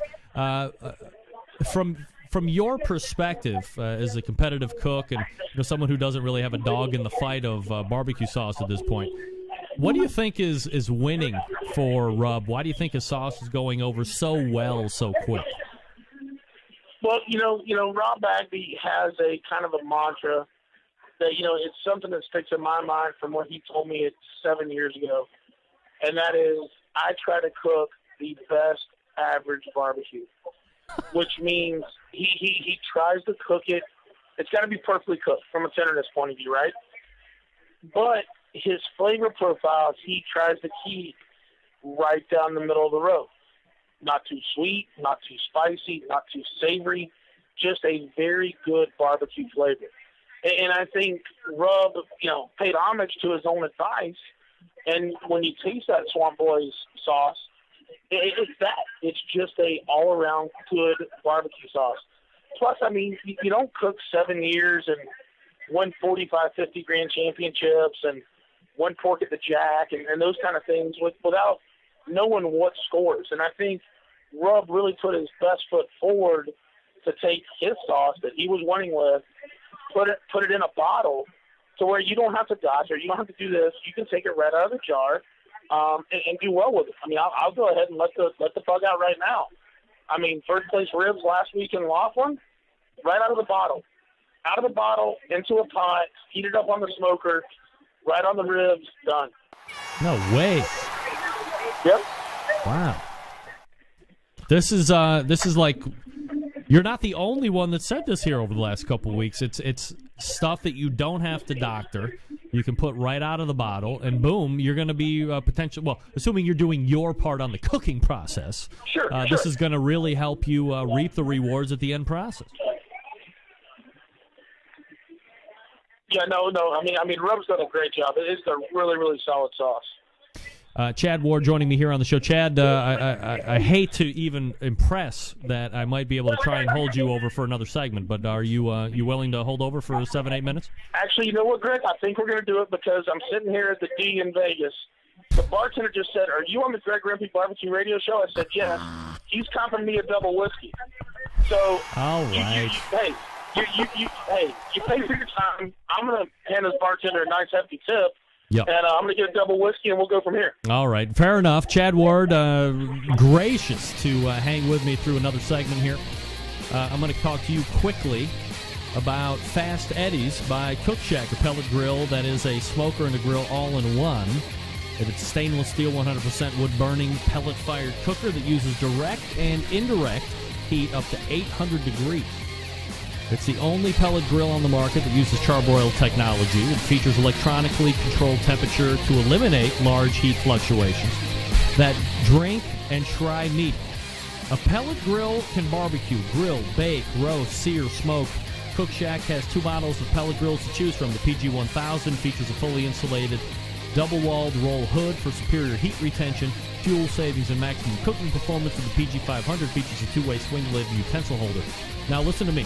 The PG-500 and 1000 have many great features, including 784 square inches of cooking space, easy side loading pellet hopper, fully automated wood pellet feeding system, stainless steel cooking grate on the direct zone side that produces killer sear marks, nickel-plated grills on the indirect and top rack, strip bucket, pellet ashtray, 100% stainless steel construction, warming drawer, 40 pounds of Cook Shack hickory pellets, and a 30-day money-back guarantee. It's a versatile pellet cooker that adds full flavor to your recipes, including fajitas, ribs, chicken, steaks, desserts, sides, and large cuts of meat. It can do it all, including cold smoking. Grilling with wood pellets penetrates the food with an intense smoky flavor. Check that out. And when you cook with wood pellets, the fuel is consistent and the smoke more flavorful. For recipes and how-to videos, check out the Cook Shack's YouTube channel. For more information, you can find their website devoted just to pellet grills at pelletcooker.com, or you can call them at 800-423-0698. That's 800-423-0698, or visit cookshack.com. That's Cook Shack, proud sponsor of this show, and happy to have them. We're back here in just a few seconds with Chad Ward, Whiskey Bent BBQ Pitmaster. You're listening and watching the Barbecue Central show right here on the Barbecue Central Radio Network.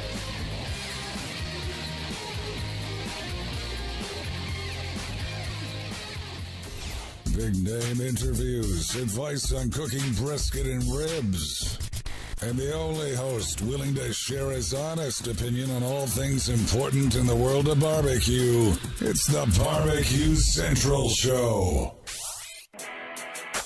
All right, welcome back, 216-220-0966, Greg at the BBQCentralShow.com.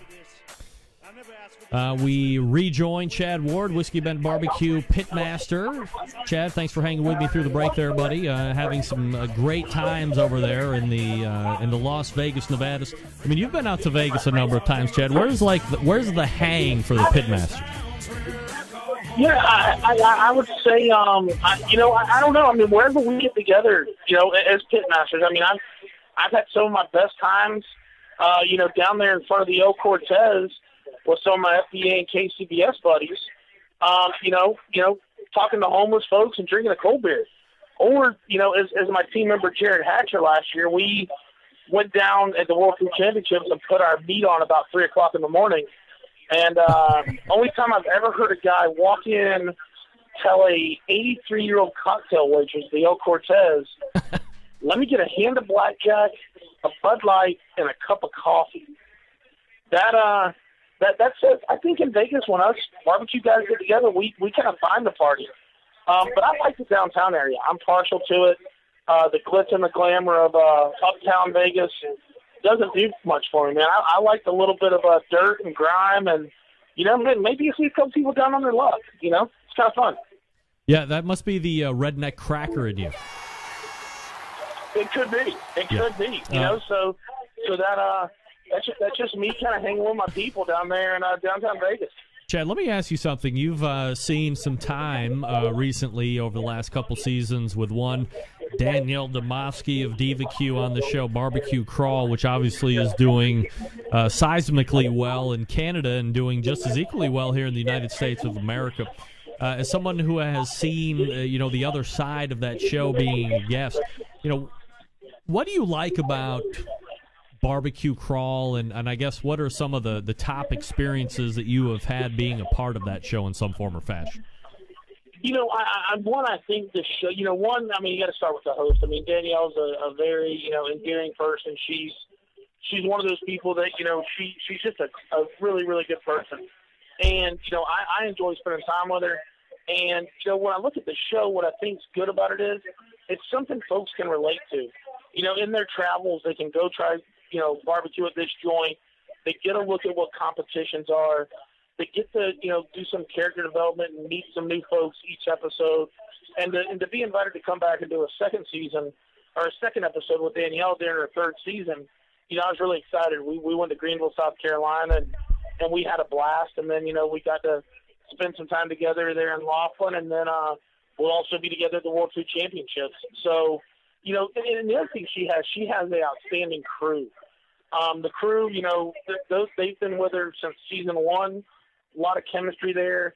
That they really know each other, when it comes to Angie, Emily, Andy, all the rest of the guys, and so I think that helps make a good show too. Having done a couple TV shows, if that crew's got chemistry, especially when it comes to the host and the talent, I think it just makes a lot better show overall. Chad, you have, seen the show shot raw. You've seen the show as it finishes. In any reality TV show, how true does Barbecue Crawl hold to the raw versus what you see on a finished product on any night? I will tell you right now, if I had to rate Barbecue Crawl from 1 to 10, 1 being, fabricated, 10 being as real as it gets, I got to give it a 9.8 or 9.9. Wow. And yeah, and the reason I say that is, just because, you flub a word or something, they may say, hey, Chad, can you say that again? And after a couple of whiskeys, Greg, I've been known to flub a word or two. So, yeah, if they ask you to re-say something, no big deal. So that's the only reason I'm knocking the 10th or 2/10 of the point on the reality factor. But, no, it's really, having been part of it, being part of being part of the real footage and then seeing what it gets cut down to in the show, they're definitely, excuse my 90s reference, but they're keeping it real, Greg. So here's the thing, right? Few people have, there's a lot of people that have probably seen the show and they see Danielle be Danielle on the show.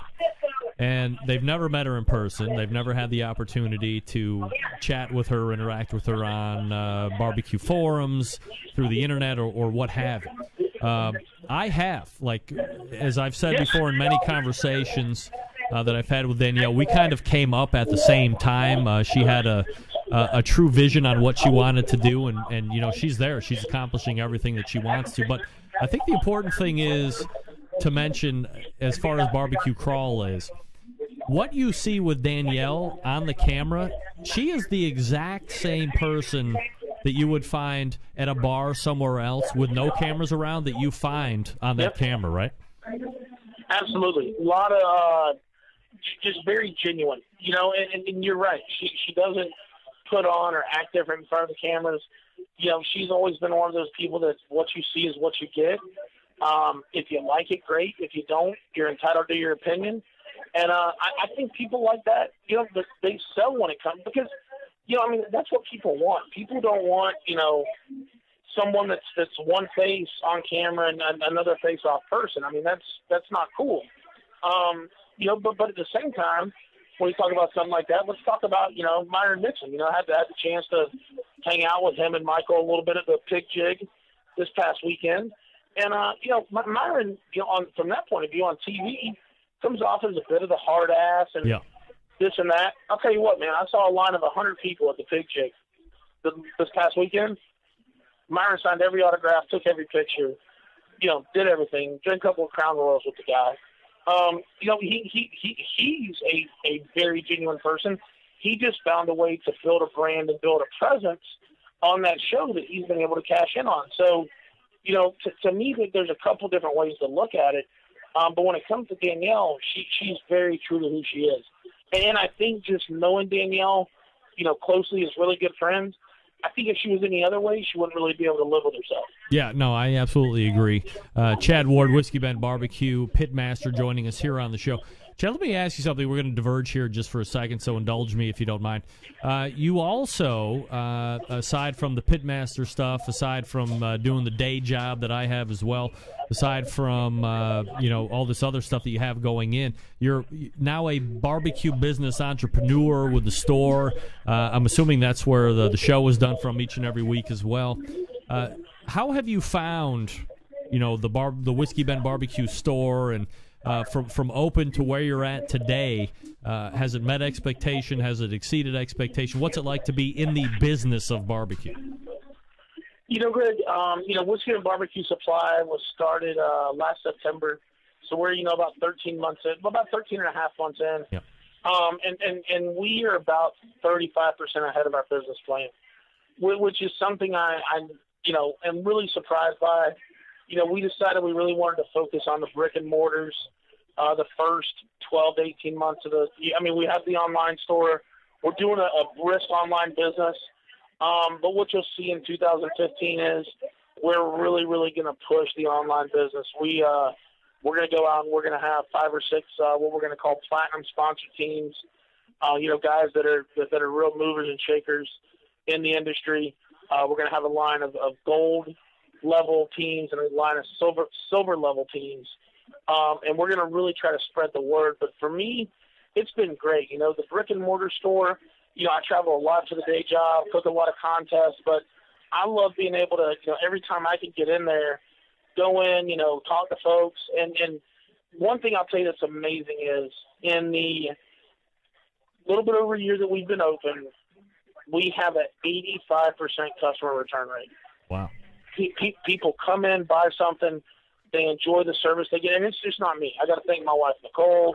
I got to thank Danny, Timmy, Griff, all the folks that work there also, because, you know, I can't be there every second of every day, but they take such good care of the store and have such a pride and ownership in it that's what's really leading to our success. What do you see as a store owner now? Products that are popular, or perhaps even products that you are being introduced to that maybe we don't have a beat on at the moment that you might think are going to be stars here in the upcoming future? Well, I will tell you, you know, the one thing I've learned from a smoker point of view, that Big Green Egg, man, they have done such a good job of product quality and marketing that it sells itself. I'm so glad when we were deciding what ceramic cooker we were going to carry that we decided to become a Big Green Egg dealer. They're kind of cultish, if you will, yeah. But love all of our Big Green Egg customers. When it comes to product, you know, we were talking about Bill Arnold and Blues Hog earlier. One thing I believe when we started Whiskey Bent BBQ Supply is I'm not going to ask you to hand over your hard-earned ducats without you being able to taste the sauce and the rub. So every rub that's for sale in our store, there's an open sample. Every sauce that's available in our store, there's an open sample. And I'll tell you what, anybody that takes a sample of Blues Hog Original, I don't think I've ever had somebody taste Blues Hog and not buy at least a pint of it. Really? Yeah, and I'll tell you another sauce like that really sells once people taste it, and that's Craig's sauce. Yeah. Craig Sherry there out of Texas. So good. People, yeah. So good. Oh, dude. I have at least 6 households that come in and buy a gallon about every 3 months. because it's the only thing their kids will eat with their chicken nuggets or their chicken tenders. Maybe pretty cool. Maybe I'm diverging here just a little bit, but Craig Sherry is like one of the most recognized / unrecognized stars of the barbecue industry with his products, starting out with the Texas pepper jellies. But, oh, wait, hold on a second. Aside from great products, this guy could cook you under the table in KCBS, in the IBC. I mean, he's crazy. The guy he qualified for the Jack in, March of this year? Yeah, crazy. With 7 wins? Yeah. I mean, he is an absolute star on the Pitmaster circuit, but his products are second to none. No, He's so good. I completely agree. And, and personally, me and Craig have always had a great relationship. He was the second sponsor I ever had after I won my first grand championship. I sent him an email, told him I was using, three of his Rip Candy products. And when we, when I started the store, PO number 2 was sent to Craig Sherry. PO number 1 was sent to Darian over at Cosmos, because those are two guys that, from when I got started that had supported me, and when I decided to become more of a barbecue entrepreneur, I've got to support them. But no, Craig's products are great. Another one that we brought in the store here recently over the last 3 or 4 months is Chris Capel's Busy Pick products. Yeah. And while they're a little higher price point, what I am finding is once people taste them and once people understand the quality and the all-natural flavors, yep. That's what they want to go with, what they have to go with. Chris Capel's products have been out since before I even got into barbecue hosting of any form or fashion. I mean, 10 years, 11 years, 12 years. I mean, these are tried and true products. No, I agree, but I'm just saying for us, in opening the store, I was a little worried about the price point. Yeah. But bringing it in and bringing in the full line of Busy Pick products, one of the best decisions we've made, because one thing that I try to do is I try to bring in 3 new brands every month. Wow. Things that move well, we're obviously going to keep on the shelf and expand shelf space. Things that don't move so well, maybe they kind of, fade off. But we're trying to bring in 3 new brands at least every month. Chad, you're at Las Vegas right now. You're gearing up for the World Food Championships. This thing has grown by leaps and bounds each and every year of its existence. What are you expecting for World Food Championships this year? I'm expecting it's going to be a large time. I think we're probably going to see more.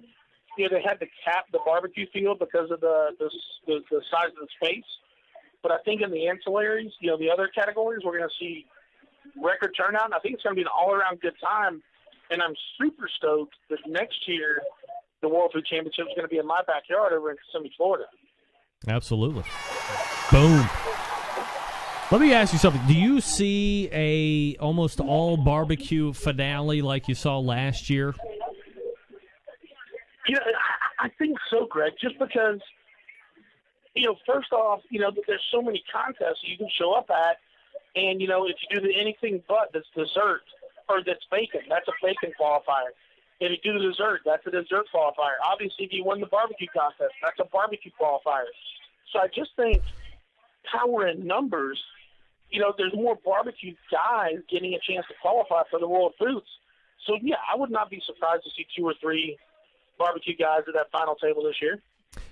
In the end, would it be justification? I mean, it came so close last year to having the barbecue segment of the World Food Championships win. And obviously there was a little controversy that surrounded it as far as wait times and so on and so forth. But do you think that this year the actual barbecue segment pushes over the top and wins World Food Championships? I do. I really think so, because I think here's the one thing I look at, Greg. Look at all those other segments. None of them compete as regularly as we do. I mean, the teams that are out there at the World Foods are teams that are at least cooking 10 times a year, probably.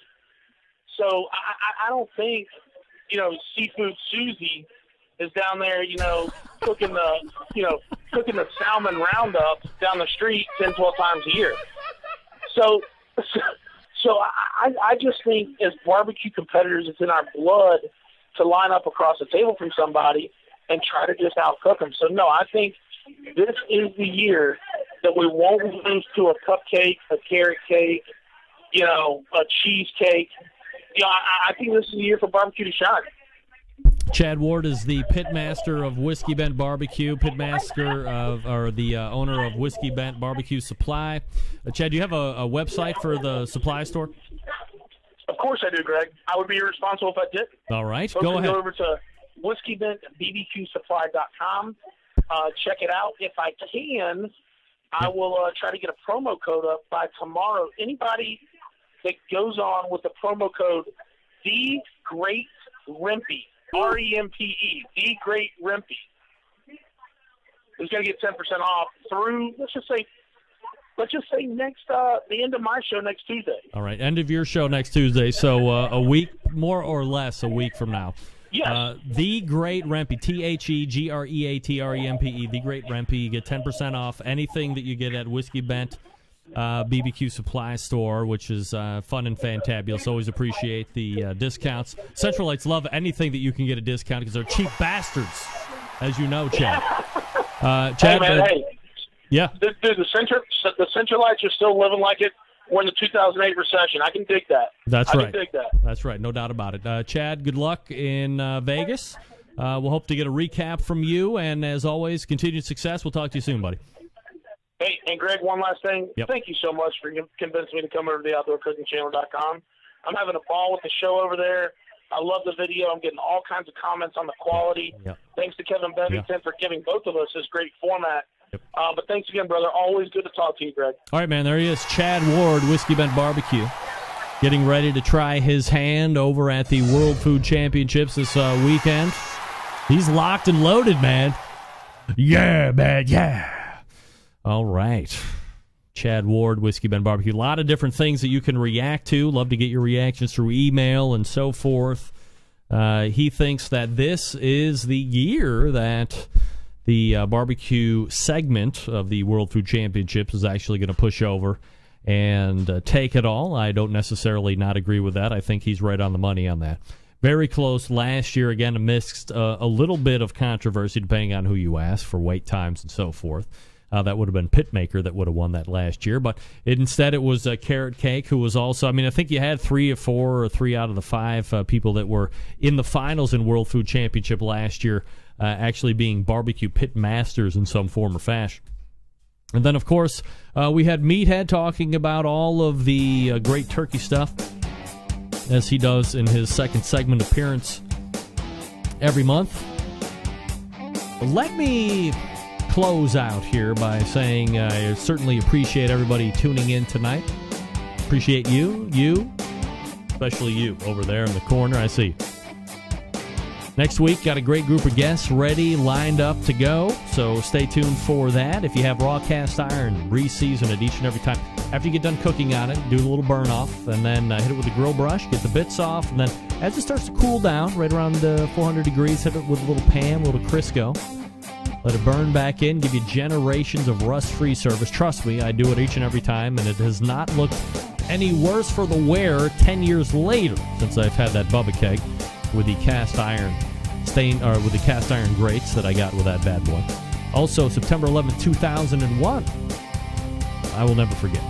Until next Tuesday at 9 p.m. Eastern Standard Time, it's your program host and proud U.S. American, Greg Rempe. Good night now.